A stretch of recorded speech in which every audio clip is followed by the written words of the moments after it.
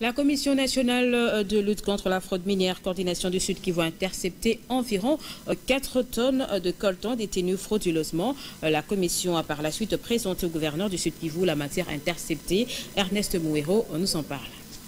C'est un joli coup de filet qui vient de réaliser la Commission nationale de lutte contre la fraude minière coordination du Sud Kivu en interceptant 80 colis de colombo-tantalite, soit environ 4 tonnes de ces minéraux connus plus sous le nom des coltans. Prenant le gouverneur autrement, le gouverneur du Sud Kivu, Théongo Abidjekassi, est allé s'enquérir de la situation. Nous avons donc découvert qu'il y a un opérateur économique ici, en l'occurrence M. Kotecha, qui a organisé une fraude du coltan.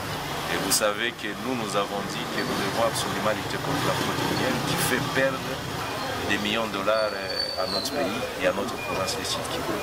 Et aujourd'hui c'est une prise. Je tenais à féliciter la commission, mais aussi et surtout à dire que les responsables de cet acte devra répondre devant la justice. Selon Antoine Imili, coordonnateur provincial de cette commission au Sud Kivu, c'est depuis quelques semaines que ces services sont à pied d'œuvre jusqu'à intercepter ces minéraux cachés dans une citerne en plein centre-ville de Bukavu. J'ai dépêché mon chef de service d'investigation pour les vérifier sur le terrain.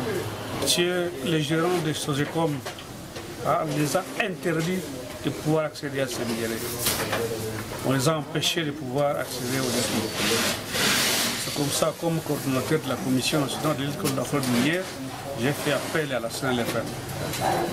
C'est ainsi que j'ai appelé le colonel Yobo, qui est le commandant de la police des mines, et aussi l'apport de la DGM. Ils sont partis et ils ont réussi à accéder dans les dépôts officiels. Ils ont cherché les minéraux, ils ne l'ont pas trouvé. Les minéraux étaient cachés dans un dépôt fictif.